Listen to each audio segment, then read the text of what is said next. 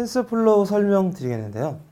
그 다음에 오늘은 이제 실습하고 그 다음에 코드 가지고 하겠지만요. 코드 내부를 아주 세세하게 그런 것보다는요. 처음에 그랬듯이 목표가 딥러닝 이런 거였어. 딥러닝 코드가 이런 거였어. 그러면 이런 식으로 활용해 볼 수 있겠네 정도까지가 그래서 나도 뭔가 해볼 수 있겠다. 우리 회사도 뭔가 해볼 수 있겠다. 그 정도가 목표입니다. 그러니까 코드에 대해서 너무 하나하나 집중하시는 것보다도 그냥 전체를 그냥 감잡는 데 집중해 주시고요. 그래서 텐서플로우를 설명드리면요. 그 다음에 이쪽 딥러닝을 하려면 어쨌든 간에 딥러닝 관련된 보통 머신러닝 프레임워크를 하나 사용을 해야 돼요. 그래서 앞에서 뭐 백프로세스 설명 안 됐지만 뭐 그레디언트 디센트 설명드리고 MLP 설명드리고 그랬지만은 어쨌든 그레디언트 디센트라는 용어는 사용은 하지만 그 알고리즘 내내로 코딩할 일은 없어요. 그리고 그것도 어쨌든 미분이고 어떻고 막 그러잖아요. 그래서 그런 것들은 전부 다 그 제공해 주는 라이브러리를 넘어가지고 얘네를 러닝하실 수 있는 그런 것들 체계를 프레임워크라고 하거든요. 그래서 그런 프레임워크를 반드시 하나 써야 되고요. 그다음에 그 중에서 가장 많이 사용되는 프레임워크가 텐서플로우입니다. 그리고 요즘에는 저희 회사에서 텐서플로우를 안 쓰고 케라스를 쓰고 있는데요. 어쨌든 간에 지금 실습은 텐서플로우를 하는 거는 그 내부적인 것이 이렇게 동작하는 게 이해하는 데는 차라리 더 나을 것 같아요. 그래서 케라스 같은 경우에는 뒷단에 텐서플로우를 돌지라도 그냥 되게 추상화 시켜놔가지고 코드가 간략하고 개념적이거든요. 그래서 사용하기는 더 편해요. 근데 오늘 실습한 내용은 텐서플로우로 하는 것이고 그 이유도 이런 딥러닝 코드가 이런 것들이야 라고 그렇게 개념적이게 돼요. 그 다음에 아직도 전 세계적으로 사용량은 텐서플로우가 가장 커요. 보면은 텐서플로우가 100 정도 사용하면 케라스가 30, 40 정도 사용되고요. 나머지는 이제 10, 20 정도 그 정도의 크기인 것 같아요. 저희 비교는 안 되고요. 그리고 저희 회사도 처음에 텐서플로우 사용한 이유는 가장 사람들이 많이 쓰니까. 그래서 딥러닝 이쪽은 일하는 방식이 살짝 특이해요. 그래서 뭔가 내가 하고 싶어 회사에서 이러이러 문제를 풀고 싶어. 그래서 구체적으로는 저는 회사 같은 경우에서는 이상 탐지를 하고 있어요. 그러면 일단 이상 탐지에 대한 걸 싹 뒤져봐요. 딥러닝으로요. 그 다음에 이쪽 딥러닝은 되게 특이하게요. 다른 쪽에서는 학계에서 논문이 나오면은 그거에 대한 구현체라든지 이렇게 됐다는 게 보통 아무리 빨라도 6개월쯤 뒤에 산업에서 나와요. 그런데 이쪽은 재밌게도 구현체가 먼저 나오고 논문이 뒤에 나와요.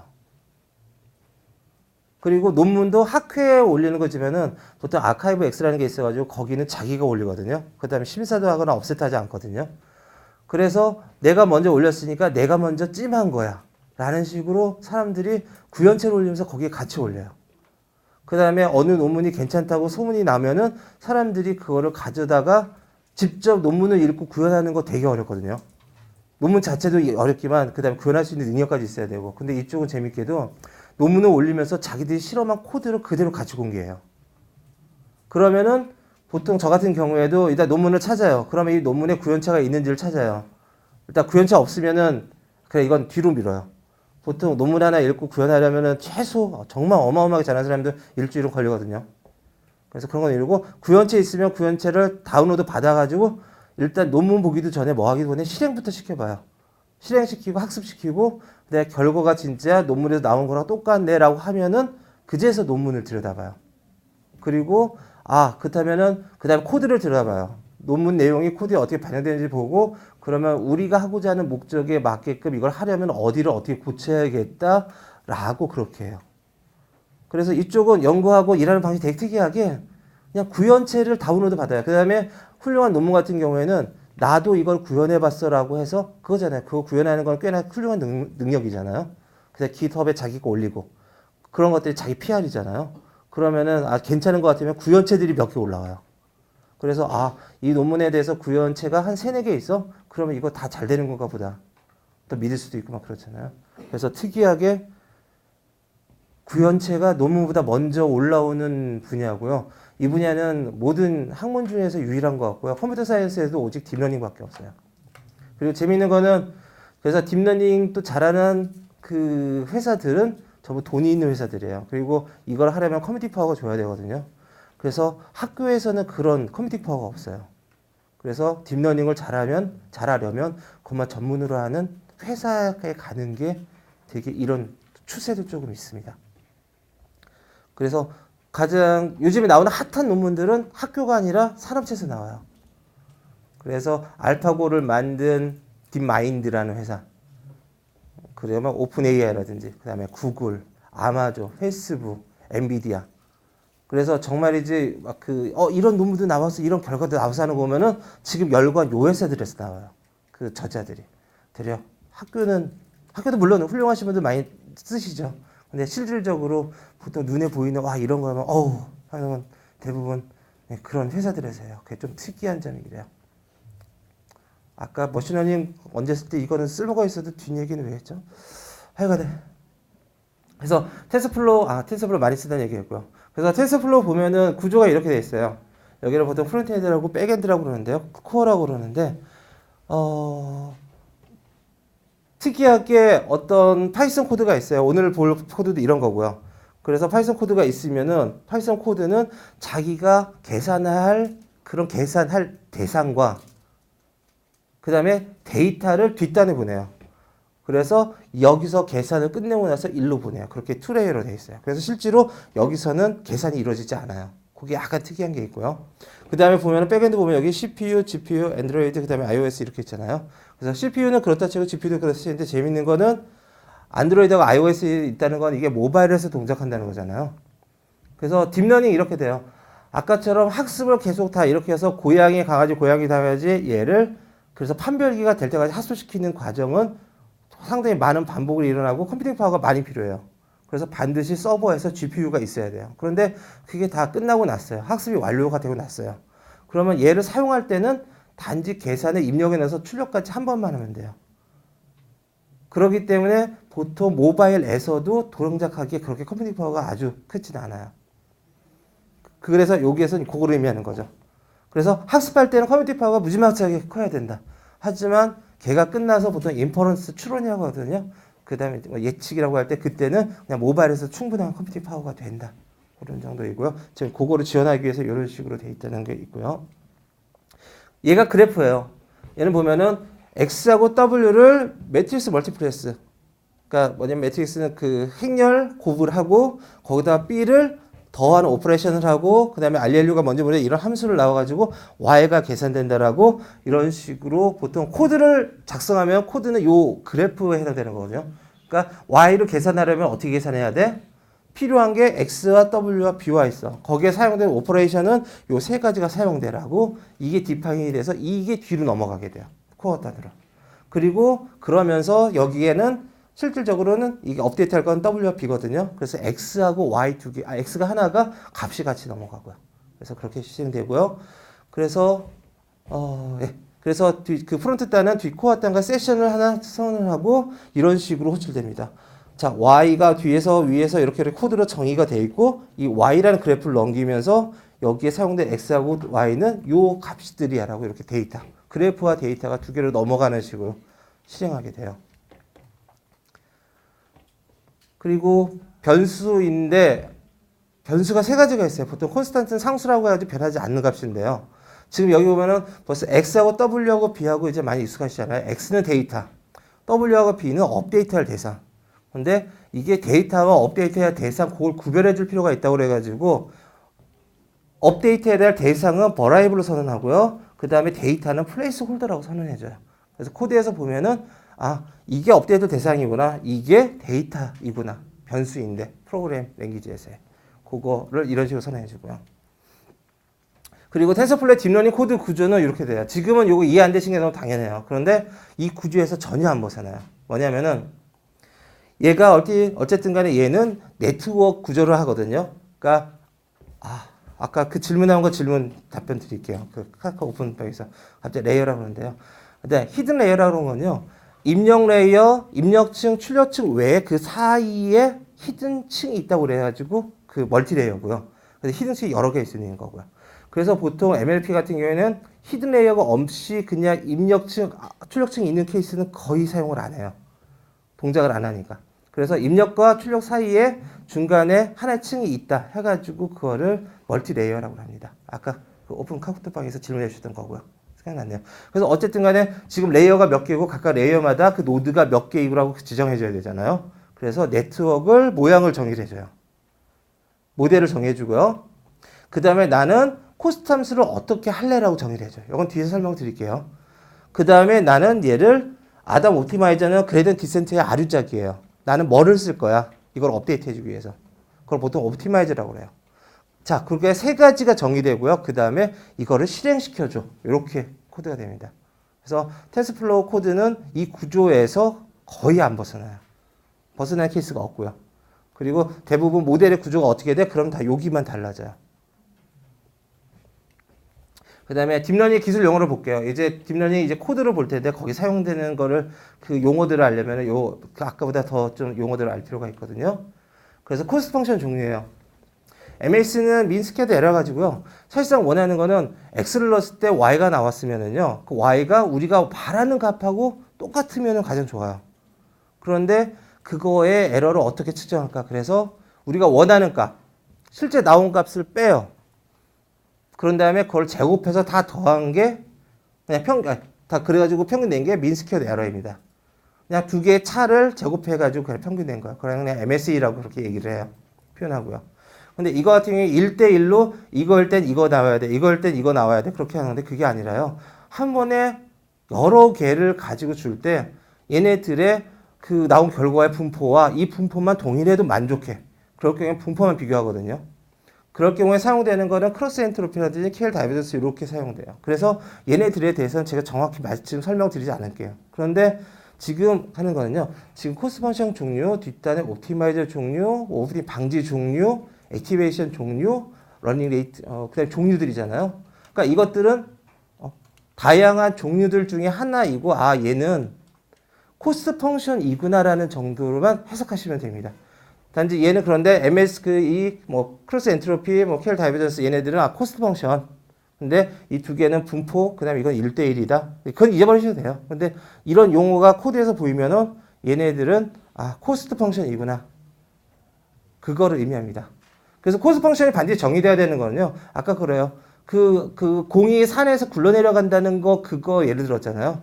그러니까 산의 경계면이 먼저 정의가 돼야지 굴러내려갈 수 있거든요. 그러니까 나는 어떤 경계면을 사용할 거야. 고등선을 뭘 사용할까. 그렇기 때문에 코스트 펑션이 정의돼야 되고 아까 보셨던 요거 중에도 하나가 이거예요. 코스트 펑션이 이걸로 정의된다. 세 개 정의되는 거 모델이 어떤 네트워크 모양으로 할 거냐. 코스트 펑션 뭘로 할 거냐. 그 다음에 그레디언트 디센트 아류작 중에 어느 걸 쓸 거냐. 옵티마이저. 요 세 가지를 정의해야 돼요. 그러니까 요게 다양하니까 요런 용어 나오면 이거 코스트 펑션 정의하는 거구나. 그리고 굵은 색으로 쳐놓은 것들이 디폴트로 사용돼요. 디폴트가 4개 중에 3개네요. 그만큼 많이 사용돼요. 3개들이 다. 그 다음 옵티마이저 종류는요. 그레디언트 디센트 약자에서 GD라고 얘기를 해요. 그리고 나가지고 이렇게 배치, 미니 배치, 스토캐스틱 GPU 있는데 얘는 뭐냐면은 GPU를 호출할 때 GPU의 그 코어가 보통 4,000개, 16,000개 그렇게 들어있어요. 그런데 얘네들을 계산을 빨리 하려고 그런 거잖아요. 그런데 계산할 거를 하나 주고 GPU가 계산해가지고 결과를 도와주고 또다시 이걸 반복하면은 CPU에서 하는 거랑 별 차이가 없거든요. 그래서 원래대로라면은 아까 본 대로 사과가 10개 있으면 첫 번째 사과 꺼내서 계산하고 업데이트하고 두 번째 사과 꺼내고 계산하고 업데이트 그렇게 하질 않고 만약 코어가 2개라면 사과 데이터를 2개를 줘요. 그 다음에 2개를 동시에 계산해서 그 다음에 걔네를 합한 값을 받아요. 한 번에. 그 다음에 그거를 한 번에 업데이트 시켜요. 그러니까 정확치는 않죠.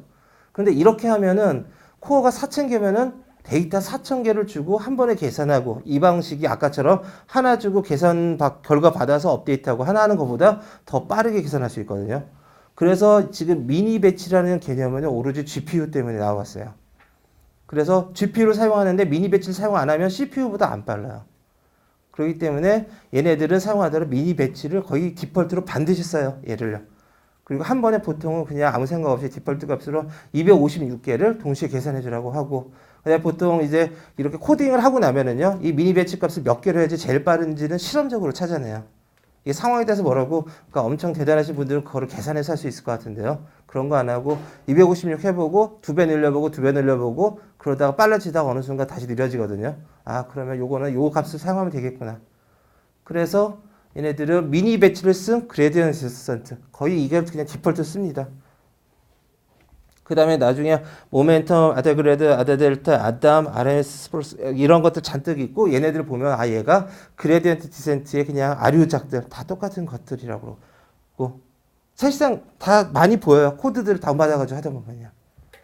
그러니까 아까 말씀드렸듯이 이거 할 수 있는 거 가장 비슷한 게 뭐야? 찾아내가지고 코드 다운받고 실행시켜보고 코드 들여다보면 얘네들이 보이거든요. 그러면 볼 때 이거 자체를 내 하나하나 고민하지 않아요. 아, 그냥 이 옵티마이저구나 라고 사실상 저도 그렇게. 그래서 사실상 다 공부했어요. 근데 다 잊어버렸고요. 그 다음에 잊어버린 게 전혀 문제 안 되고 있어요. 그리고 오버피팅의 방법이 뭐냐면요. 학습을 시키다 보면은요. 이런 데이터를 볼게요. 데이터들이 이렇게 있어요. 그래서 보통은 데이터들이 이렇게 나오면 좋은데 여기에 보통은 실제 데이터들은 노이즈가 없을 수 없거든요. 그러니까 요만큼이 다 노이즈들이거든요. 그래서 우리가 구하고 싶은 건 이걸 구하고 싶은 거예요. 그런데 이게 업데이트 계속 업데이트 하면은요. 진짜 이거가 구해지는 게 아니라 이거를 더 맞춰가지고 이런 선이 학습이 돼요. 실제로 우리가 원하는 건 이 직선이었거든요. 그래서 값을 여기에 있는 거를 넣어보면은 여기가 나오는 게 붙었잖아요. 근데 여기에 이런 값이 나오게 돼요. 이게 이런 경우가 학습이 너무 과하게 피팅됐다 해서 오버피팅이라고 그래요. 그래서 학습을 진행하다 보면은 점점점 에러가 떨어지다가 어느 순간 에러가 커지기 시작해요. 그러면 그거 보통 오버피팅이 발생하기 시작했다고 그러고요. 그 다음에 그 다른 예를 들면은 이런 경우예요. 이 데이터들이 이렇게 있고 경계면 이 곡선을 찾고 싶어요. 그런데 이거를 학습을 시키고 하다 보면은 요거 데이터 개수 하나하나만큼 이런 식으로 이렇게 학습이 되어버려요. 우리 원하는 게 이거 아니거든요. 이건 되려 더 그 결과가 나빠지거든요. 그리고 그래서 오버피팅이 발생하는 근본적인 원인은 데이터가 부족해요. 그래서 학습이 잘 안 되고 있다라고 그러면은 그냥 학습 자체가 안 되었다 그러면은요. 이거는 함수 관계 데이터가 아닌 거예요. 그러니까 입력 있고 출력 있어. 그 사이에 내부적인 인과관계는 모르지만 하여간에 얘네들 다에 이것과 이것의 관계가 있다면 걔네 학습이 되는 건 맞아요. 그리고 학습 안 되는 함수는 랜덤 함수예요. 그건 전혀 학습이 안 되고요. 그러니까 내부 로직은 찾을 수는 없지만 어쨌든 그 관계가 있으면 학습은 되는데 그 데이터가 부족하거나 한쪽에 치우쳐 있거나 그러면은 그 데이터대로 이상한 식으로 학습이 돼요. 그래서 OOPD 방지하는 가장 근본적인 거는 데이터를 충분히 다 모으는 거예요. 근데 현실적으로 힘들거든요.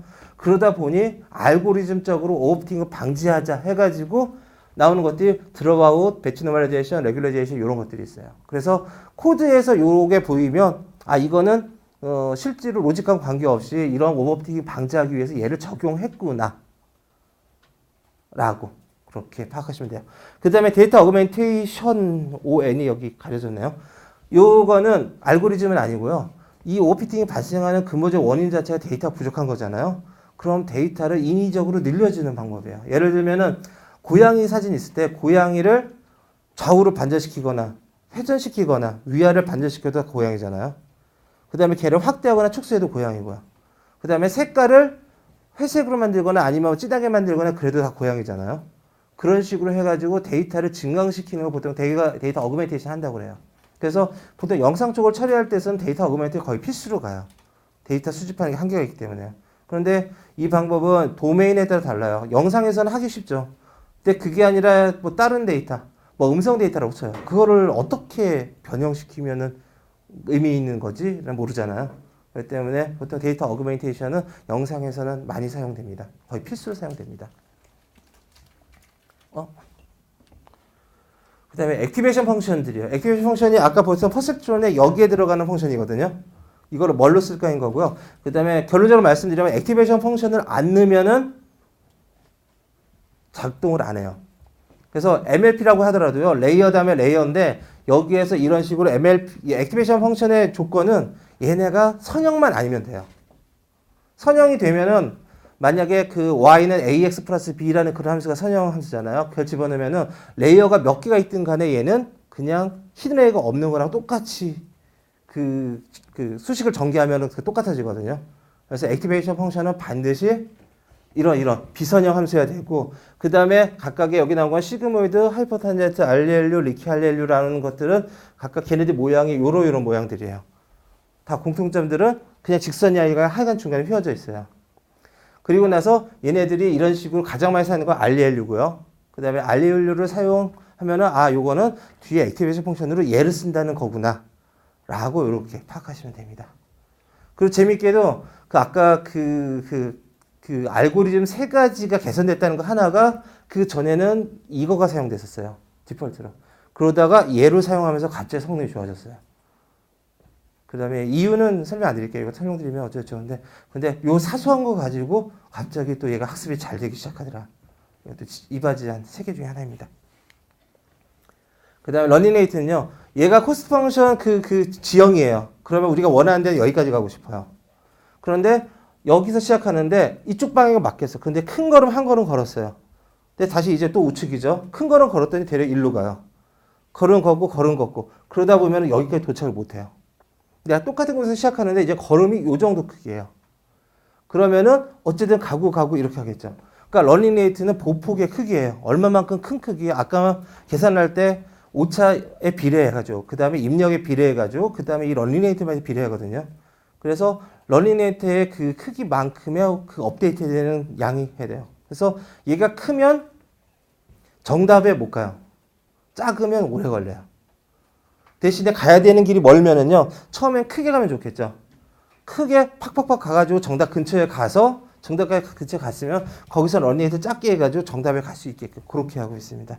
그래서 보통 학습률을 하다가 얘네들이 더 이상 그 로스가 안 떨어지네. 우리가 학습이 되는 거 볼 때는 그 로스가 떨어지는 걸 보고 학습이 진행해 보거든요. 그러면 옆에서 위아래로 막 요동을 쳐요. 그 요동치는 과정이 요런 거거든요. 그러면 걔를 학습을 중지시키고 보통 학습률을 그 10분의 1로 줄여가지고 다시 학습을 시키면 다시 학습이 진행이 되고 그래서 또 요동을 치면은 요 옆으로 횡하면은 다시 학습률을 10분의 1로 줄여서 요 단계를 보통 한 3-4번 해요. 실질적으로요. 그래서 그거를 학습 유지라고 그러고요. 그 다음에 소프트맥스는 이게 나온 출력값 3개가 있다고 쳐요. 3개가 있어서 얘는 고양이, 강아지, 말이라고 쳐요. 근데 각각 나온 값이 2.1, 1.0, 0.1이라고 그러면 이 값이 큰 값인지 작은 값인지 판단하기가 어려워요. 1.0이라고 하면 1.0이 좋은 거야, 나쁜 거야? 그래서 소프트맥스는요, 얘네들을 다 더해서 더한 것 중에 얘가 얼만큼이냐로 쳐요. 그렇기 때문에 변환된 값은 0에서 1.0 사이의 값을 갖게 돼요. 최대값이 1.0이 돼요. 그럴 경우라면 요거랑 덧치근한 게 1.0이라고 그러면 이거 높은 값이네 라고 할 수 있잖아요. 그래서 소프트맥스는 레이어 아웃풋에 보통 맨 마지막에 적용돼요. 그리고 베프리케이션 설명드리면요. 사실상 얘네들을 업데이트하는 알고리즘은요. 오차만큼 업데이트 하거든요. 근데 맨 마지막 층 같은 경우에는 오차가 얼마인지를 알아요. 우리가 원하는 값이 있고 실제로 계산된 값이 나오잖아요. 그러니까 오차가 이만큼인데 요거는 제가 잠깐 그래야겠네요. 여기 만약 10이 나왔고 우리가 원하는 값이 5예요. 그러면 이 둘 사이 뺀 것이 오차가 5이고 그 다음에 그걸 가지고 얘하고 얘를 업데이트 시켜요. 그런데 문제는 이 앞에 있는 레이어들이에요. 그러면은 얘도 여기도 계산을 해야 되는데 그러면은 이걸 계산하기 위해서는 원래 여기에 나와야 되는 값이 얼마만큼이야? 를 알아야지 오차를 계산할 수 있잖아요. 계산된 값을 알 수 있는데. 그런데 그 값을 알지 못하니 네가 오차가 이렇게 5만큼 되기 위한 거는 그런데 얘가 만약 여기 웨이트가 4하고 1이었어요. 그러면 이 오차의 5분의 4는 너 때문에 이뤄진 거야. 그러니까 너의 오차가 4야. 그 다음에 이쪽에 너의 오차가 1이야. 라고 해서 그러면 이게 오차가 4니까 이걸 가지고 또 얘를 또 업데이트하고 그렇게 되면 또 여기 그 전에 있던 거를 하기 위해서는 너의 오차가 얼마야? 그러면 여기 또 여러 개가 있겠죠? 그 중에서 이 오차가 이만큼 되게 한 데는 너는 너 때문에 이렇게 된 거는 얼마만큼이야? 해가지고 오차를 뒤로 전파시킨다고 그래서 역전파라고 해요. 백프로게이션이요. 그러니까 아까 퍼센트로 하나만 설명드릴 때는 이 BP를 설명드릴 필요가 없었거든요. 우리가 원하는 값과 실제로 계산된 값을 아니까 그냥 오차를 계산하면 되니까. 근데 이제 멀티레이어가 되고 나면은 얘네들이 그 전에 있는 중간에 있는 레이어는 오차를 모르니 가장 뒤에 나온 오차가 뒤로 전파돼서 이렇게 계산하는 알고리즘을 역전파, BP라고 합니다. 그래서 딥러닝을 하려면요, 알고리즘 얘기가 나오면은 꼭 이 역전파 얘기가 그냥 흔히 많이 얘기를 하고요. 그 다음에 그 경사강법, 그레디언트 디센트 얘기가 나와요. 근데 이거를 코딩상에서 어떻게 할 일은 없어요. 근데 오늘 딥러닝 들으셨으면은 BP가 뭐다. 그냥 용어 정도, 그런 거 있대. 근데 몰라도 된대. 정도. 면은 충분할 것 같아요. 그래서 딥러닝은 BP와 GD 두 개가 사용된다.